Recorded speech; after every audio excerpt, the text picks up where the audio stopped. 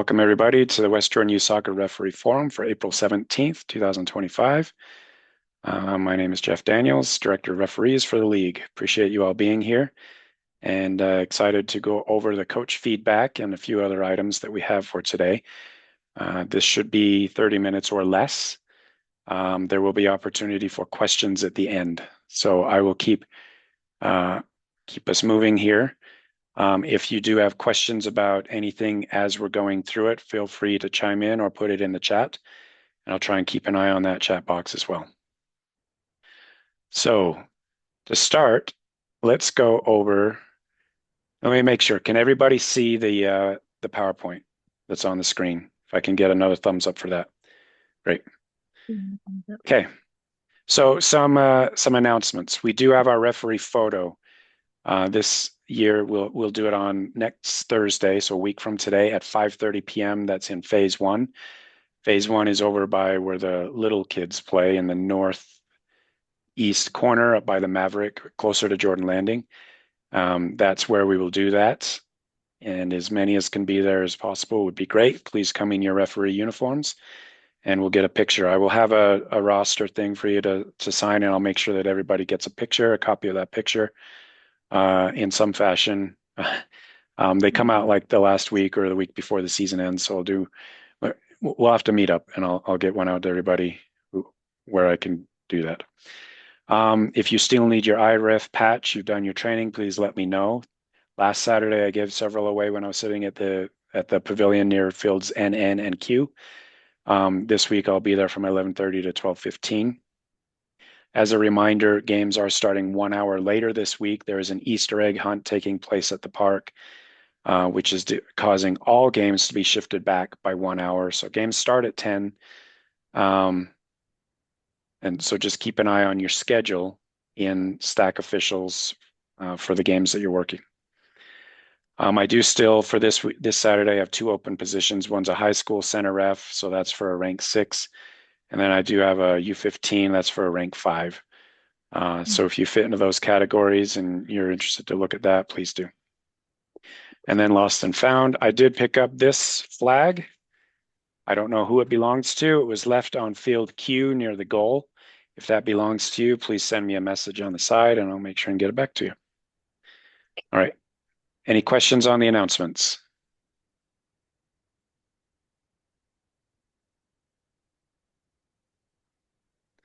Okay, so the first question, your rank is already set in the system, and if the system allows you to select a game, then that's what you can take.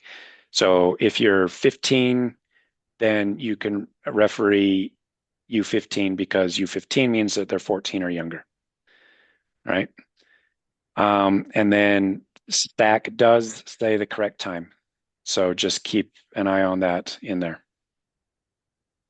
All right. Our next one, let's go over some of the positive coach feedback that we got. I'll just read through these. For Tad R and Braden T, the coaches said this: overall, the refs were amazing. They helped with instructions on the field to the players with throw-ins and free kicks. They were very quick to close. Sorry, they were very close to plays and made a goal line call of goal and no goal very quickly and decisively. It was excellent. So that's great feedback from a coach for those 2 referees.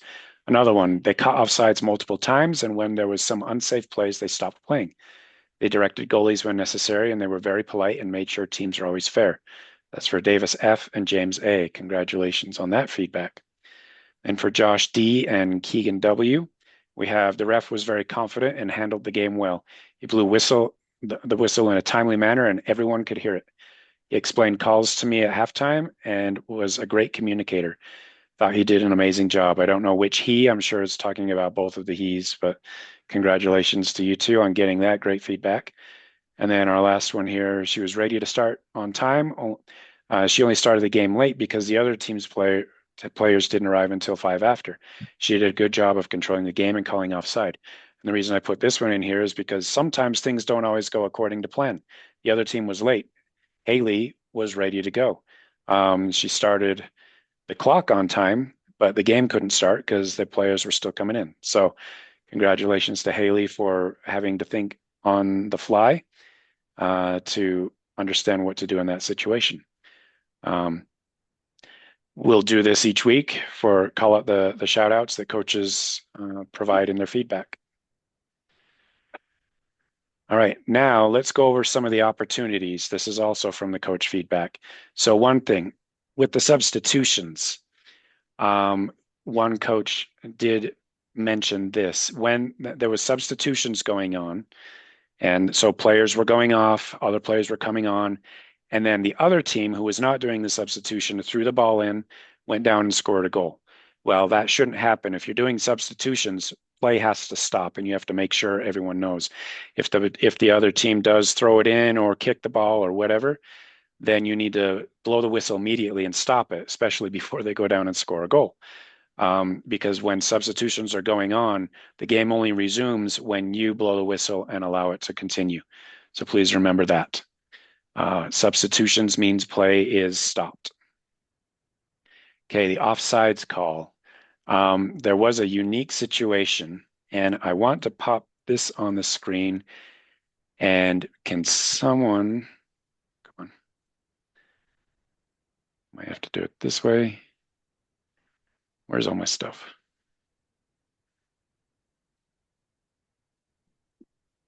Okay, can everybody see this soccer field? If you can give me a thumbs up, yes, or if I need to go in and change what I'm seeing. Okay, you can see it. Okay, on this one, can someone open up their mic and tell me which player or players is in an offside position? Red has the ball, blue is on defense. Which player or players is in an offside position? The 7. The 7? The red 7? So if this is the red goalkeeper, red has the ball, so we're shooting this way. So this is probably a defender. Is it 2, 3, 4, and 1? One of those is correct. I know what it is. Which one? Just one of them. Just one. It's one. Just number 1. Does anybody know why? Because you can't be offside on your own half. Correct. So this was called offside this week, where yes, the defense was on the other side of all the red players, but the red players are on their own half. They are not offside. You can go all the way up to this line on the other side of the defense and not be offside. It's only player number 1. So what happened was the goalkeeper kicked it.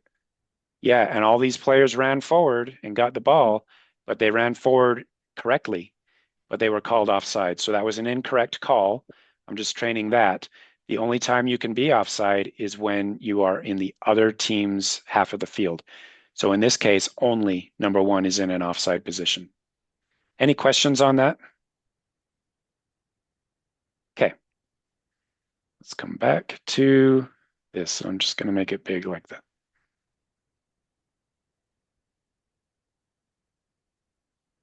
Okay, now another piece of feedback we received. When you're a center ref and you have assistant referees, sometimes you get moving and you're watching the game and you're being a good center referee, but your assistant referee is kind of out of vision and you're not necessarily seeing that they've raised their flag to make a call. So the point here is if you're a center referee and you have assistants, then you need to be watching for that, especially if, something has happened where they may have had a better view at it. So just keep an eye on your assistants. It did happen a couple of times where the assistant referees were indicating a call, but the center referee did not see them at all. They were just tunnel vision on the field and doing their thing, and they missed it, right? So the others, the assistant referee had it. So that's just a reminder to keep an eye on your assistant referees. Okay. Question in the chat is why might we need to stop play and talk to the ref or to the AR? You would do that after the play is already dead if there's a play that you aren't sure on what the call would be. So say they went down, the assistant referee flagged for offside, the play continued, they went down and scored a goal, but you want to talk about that with the assistant referee, you would go over there real quick, have the conversation, then come back and make the call. You wouldn't stop the play to go talk to the assistant referee. You would make a call or allow the play to continue, then go talk. Right? Okay, any other questions on that? I know being an AR is a difficult thing, and there's a lot going on. And well, all of it. It's a difficult thing, and you guys are doing great. Okay, play outline advantage. Let me go to this next one. In this situation, again, red has the ball. Which player on blue is in an incorrect position on the play outline rule? Blue 1. Blue 1. That is correct. But what if red goalkeeper decides he just wants to play anyway? That's okay. That's okay. It's his choice or her choice. It did happen this week where red goalkeeper wanted to play fast. They went. Blue 1, we'll say, was in on the other side of the line, and the referee stopped the play and made him come back where red had the advantage. So that was an incorrect call as well. So that's just something to keep an eye on. If the goalkeeper, really, if you can tell, if they know what they're doing and they're looking to move fast and they want to do it, go for it. But if they do play fast, and one of the players on this side does get it, then you would want to stop that. Okay, question in the chat. If there's a play out line on the field, do we have to enforce it? You have to enforce it, except in the situation which I just described, which is that the team with the ball is playing fast and they want to get it up the field quickly. They're not required to hold the ball, but in this case, blue is required to move behind the line if they're waiting for it. Any questions on that? Okay. All right. Calling fouls. And this is a tricky one. Oh, one more question. What ages do we do for it? Again, go back and read the rules every single week. We have this play outline in U9 and U10. That's where that is. Okay. All right, now calling fouls. This is probably the scariest thing because you don't want to make somebody mad for calling a foul. But you know what? You have to. That keeps the player safe. It enforces the laws of the game, and it's the right thing to do. So if there's a player that is tripped, most likely there's a foul. Trust your instincts, all right? Don't say, oh, they're not hurt. The point isn't if they got hurt. The point is if they were pushed down and fouled. Doesn't matter if they're hurt. You don't wait for that.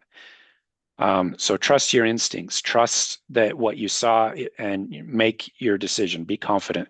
That's like this last one here. Be confident. A lot of the coaches did say, and I get it, it's the first week, first week jitters, that will ease off as we go through the season. But be confident. You've been trained, you're being trained, and you're gaining more experience. So trust that. Trust yourself. When you see a foul, call it. Right? Okay. Now, when do you blow the whistle? This was another piece of feedback is there was a foul, and even one referee in the feedback said, I saw a foul or I saw an offside, but I was trying to bring my whistle up to my mouth, and by the time I did that, it was too late to make the call. It's not. It's not. If you see it, then blow the whistle and call it.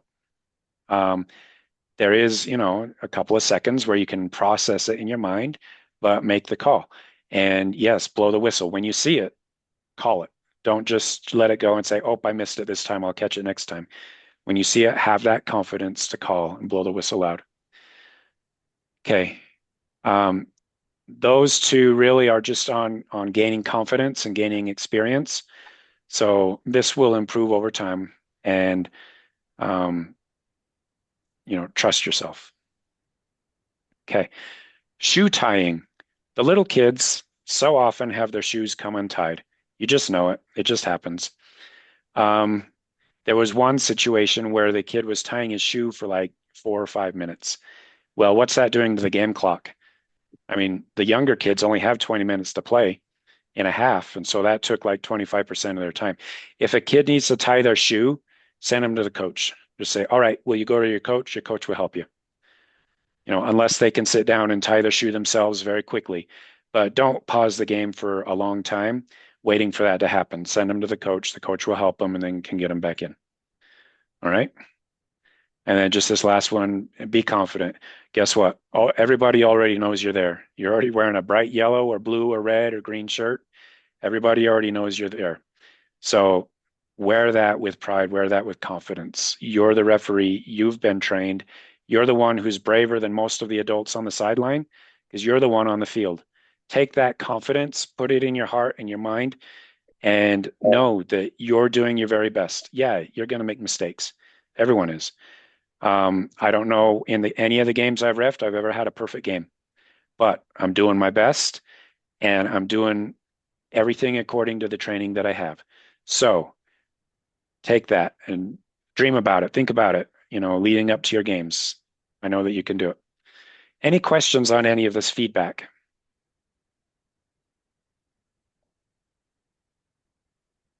Okay. Let's go over one more slide here. This is our statistics. This came from the coach feedback. Now, these are not perfect statistics because I did not get feedback from every single coach. However, I got it from more coaches than usual. So this data is going to be a little bit better. Okay, on this one, 100% reported back on time. Excellent job. You were there, you took that message, you were there on time or early. That is what we're looking to see. Fully appreciate that. Dressed in a fully uniformed referee kit. As I was riding my scooter around and looking, I could tell that you guys were dressed sharp. Good job on that. I appreciate that. Pre-game inspection. Everyone went and inspected the teams. So that's perfect. That helps keeps our players safe and helps them to know you and the rules a little bit better. Okay, pre-game coach introduction. Now, this one is a little bit less. It might be that just the coach didn't recognize that you were talking to him. But what I encourage you to do is say to the coach, hello, coach, my name is, say your name, and I'll be your referee today. You know, after the game, please let me know how I did or provide feedback to the ref director. Okay. Now this one, and this is one we talked about in the kickoff call, halftime introduction to parents. It was 45% at the end of last season. It's 47% after 1 week this time. Please do it. Please do it. It will make all the difference. I know that it's hard to imagine how or why, but it does. It helps you build that that relationship with the parents and the coaches. They'll know who you are. They'll know that you're trying to do your best. You're not just a yellow shirt out there or some ref from referee land that they'll never see again. No, you're one of the West Jordan Youth Soccer referees. So I would like to see this number grow a lot more. And the only way that can happen is if you are actually doing that halftime speech to the parents. Okay, any questions or hesitations still on that? All right. Okay, start the game on time. This one I think is very good. It may have come down just because the one needed to start late because all the players weren't there. So that's not a fair rating. But there may be a couple others to it. I'd have to look. Okay. And the game on time, 100%. That helps keeps the trains rolling so that the next game can start on time. Very good. Fouls called timely, 90%. That's really good. That is really good. Always seek to improve. You know, see what you can do to understand that a little better and blow the whistle like we talked about a couple minutes ago. Play outline enforcement. This came back at 100%, you know, just with the one feedback where it was called back. So I'd almost say it was 110% instead of just 100%. But very good understanding of that. Great job. Whistle loud enough. This one's always going to be a challenge because maybe there was the wind or the coach wasn't really listening, but this is higher than usual. Keep working on your whistle, either the electronic whistle and point it right at the play, Or if you're blowing the whistle with your lungs, do it as loud as you darn well can. Okay. Call seen from the sideline. This is talking about the hand signals.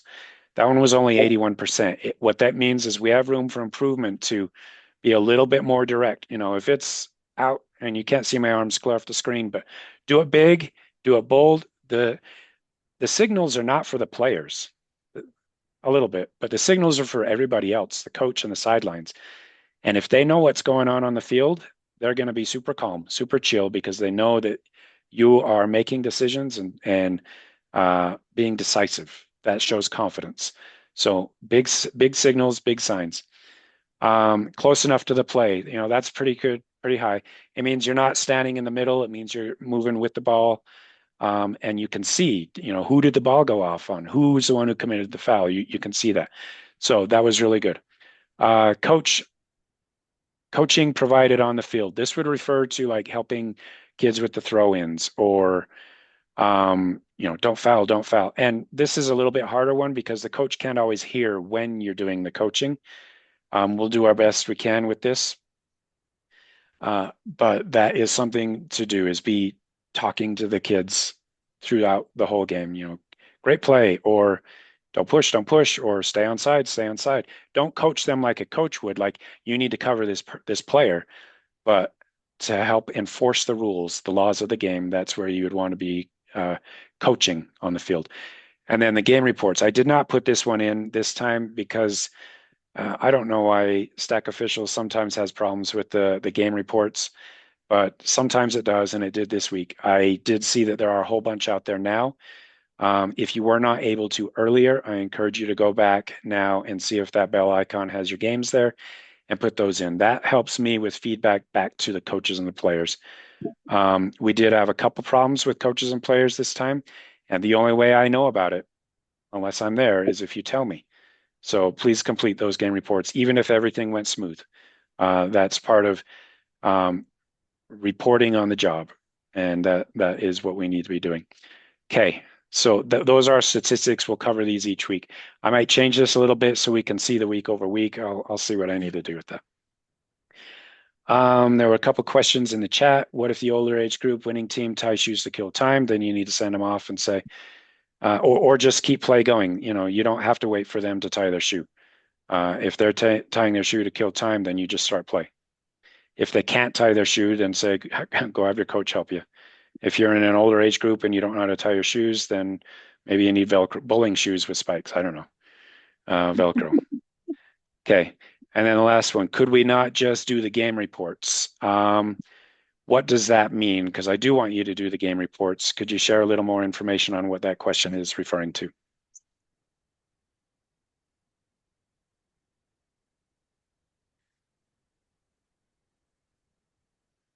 All right, we'll go to the next. What is the ref responsibility if one team doesn't have enough players? What you can do is talk to each coach and say, you know, they only have 7, they only have 8. Ask the coach with more, are you willing to play down? Usually they agree to that, and then more players come after you start, and then you could add them back on. So it's just having that conversation to get the coaches to agree. If there's a team with less than 7 players, then there's not really a game. I mean, you're there, they may as well have like a practice game, and maybe the team with more players lends some of their players over to the other team so that they can at least play and, you know, put some pennies on them so they can do that. But it's just facilitating the conversation between the coaches, maybe even bringing the coaches to the middle of the field, saying, look, what would you like to do? Because the teams are so offside, right? Now, if there's a minimum number of players, like in some age groups, they play 11v11. So if one team has 11 and one team has 14, then you just play and the other team doesn't have subs, right? Okay, where the game report's not there. So they should be there now. And if they're not, send me a text or an email on the side, or have your parent help with that, and I can try and troubleshoot. Okay. Can we have the bigger team let players play for them?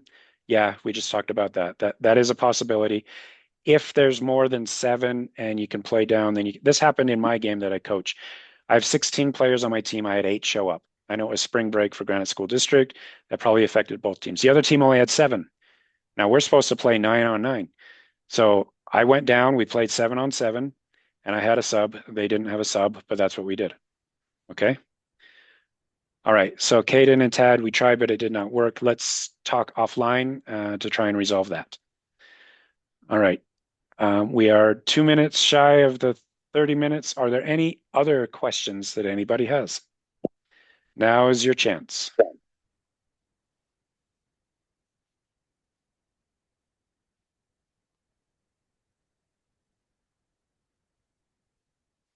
All right, hearing nothing. Oh, there's one. How do you get to the map of the field? Let me show you this way. So if I open up this and I go to www.wjysoccer.com, it pulls up the website.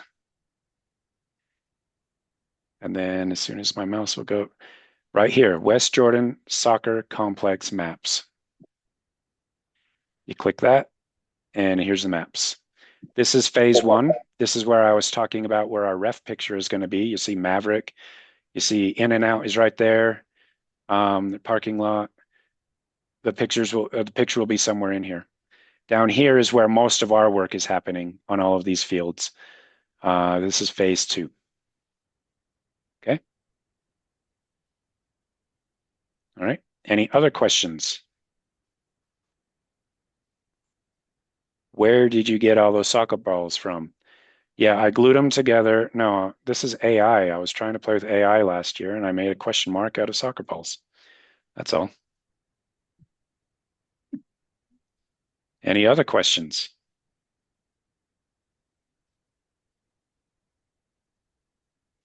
Okay. Thank you for coming today, and appreciate all of your efforts. You're doing great. I anticipate we will get even better as we go along. Coaches all the time tell me the ref program is going so well.